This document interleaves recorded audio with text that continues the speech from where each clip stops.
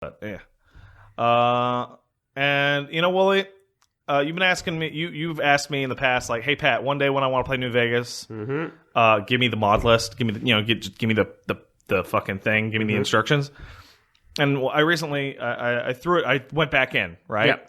And You set it up, dude. So it was goofy because on Saturday I was like, I should stream tonight, right? And then somebody sent me a photo of New Vegas on Twitter, and I went, I don't know why it looks like that. Okay. All right, I'm gonna do nothing tonight.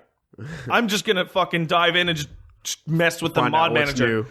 And a lot of texture mods is the answer to that, but like In the end, you installed everything, set it up, and you did it your way. that's correct. Okay. But the thing is like I've modded New Vegas a lot. I've done like multiple playthroughs of this game, and you know every time it's far enough away from the last time that you set it all up from scratch because you know this mod's outdated, that mod doesn't exist anymore. You know, and like people on the Nexus for these games, like I'm like, oh, what's the new bug patch? Okay, it's this one. When was it last updated? Yesterday.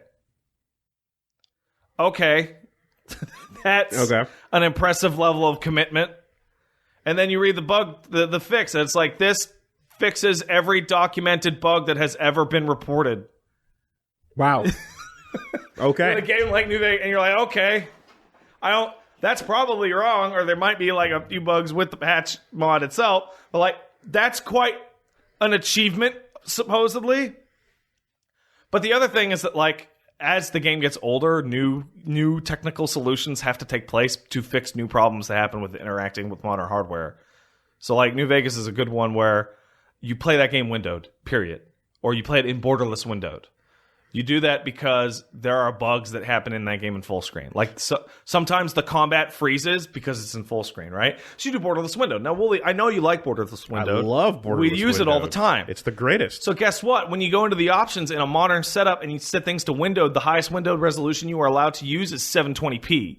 That's unfortunate. All right. So then you go and you're like, okay, I'm going to use the Fallout New Vegas NVSE, which is the New Vegas script extender, which you need to run most of your mods.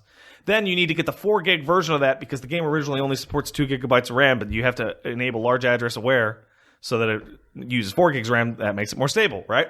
But if you go into the INI file and kick it up to 4K and then use the New Vegas script extender 4 gig version, the borderless explodes past the fucking edge of the screen. You know that bug that you've seen? Yep. Like, okay, well, what's the solution to that? Okay, no, you need to install borderless. You need to install one tweak, which enables borderless full screen by default. Then you need to use the standard New Vegas script extender, and instead of using the 4 gig executable, you need to download the 4 gig address aware patcher. Get some air. That you run in it.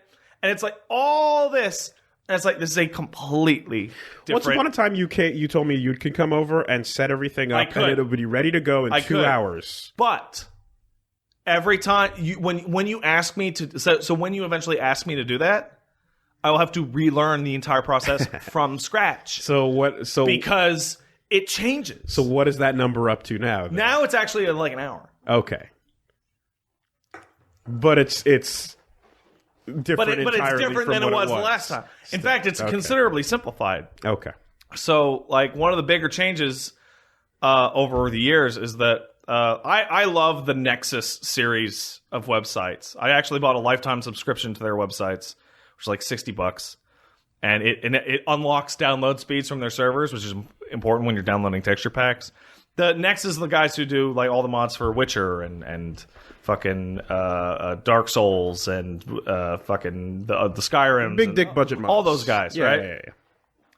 And like what it used to be is like Oblivion came out. All right, you want to manually drag these mods in to your folders, and every time you want to undo something, you got to reinstall the game.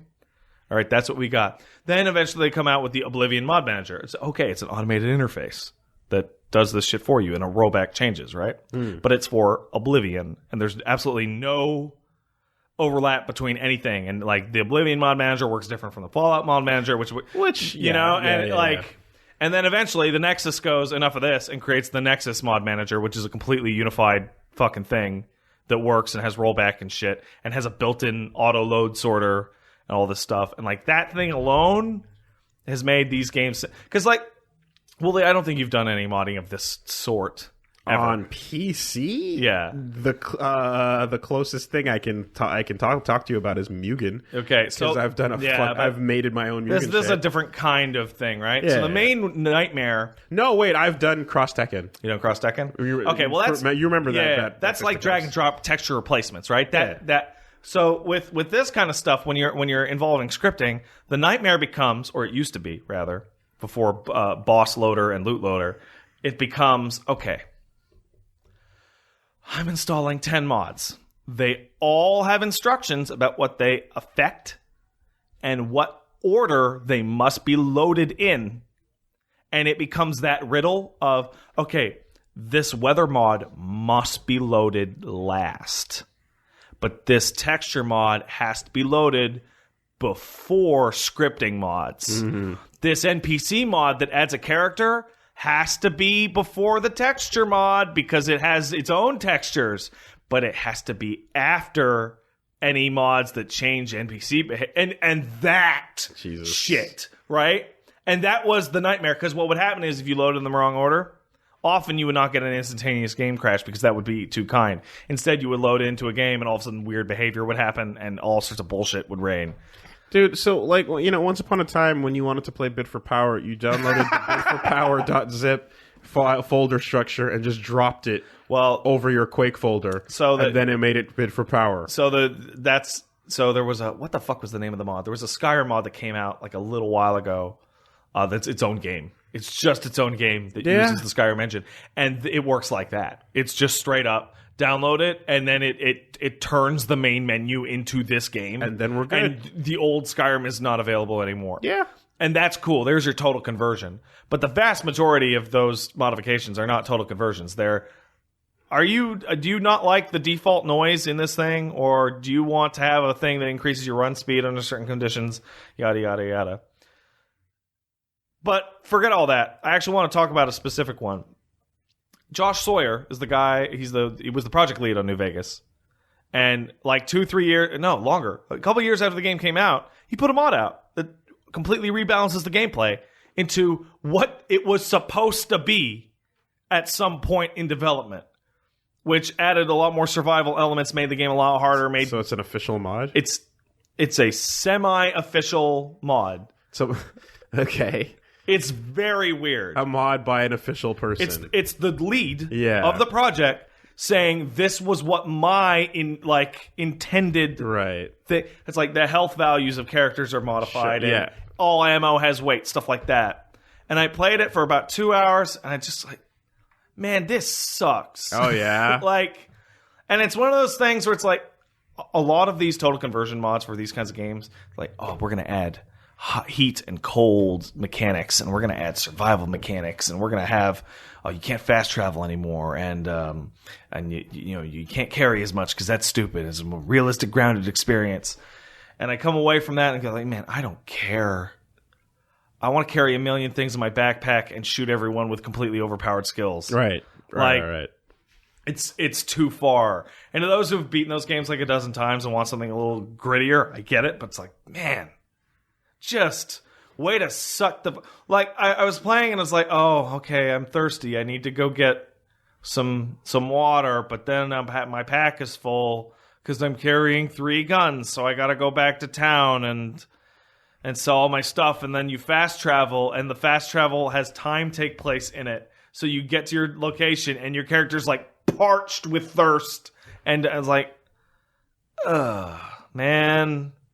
Maybe I'm a baby casual, but it's just not for me, you know? But I thought you liked having all those little meters that governed like whether or not you're going to drop dead or starve or this or that or whatever. I can appreciate that, and I can appreciate it a lot more in a game that has those mechanics built into the core of its gameplay. But games that have them as a side thing or added in after the fact, it's like, well, that's not really what I think that...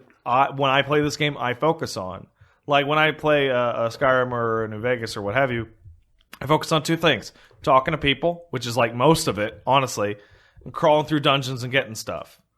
all the rest of the things are like these tertiary values that I don't really care for. And then people go, no, my love is the survival aspect. It's like, well, I guess. If I was going to play a survival game, I'd like to play Long Dark instead, because that's a proper fucking survival game. I feel like if I had to just make a hard, fast rule of preference, I think it would be like those things. I don't mind them as long as everyone else that I'm fighting in the game has the same... Under the same rules. Under the same rules. So enemies can starve as well. Enemies can get thirsty. Enemies can have the exact same thing. I can't think of a single fucking game that... Exactly. That does that. Yeah. But that's what it is I want everyone to have the same things as I do and the same problems that I can have and inflict the same issues on them that I can get inflicted on me. I know a game that does that, and you'll like it a lot because they recently showed off a really good character creator for it. It's Monster Hunter. Monster Hunter. Monster Hunter because I've heard of this Monster enemies Hunter. also get tired and need to eat.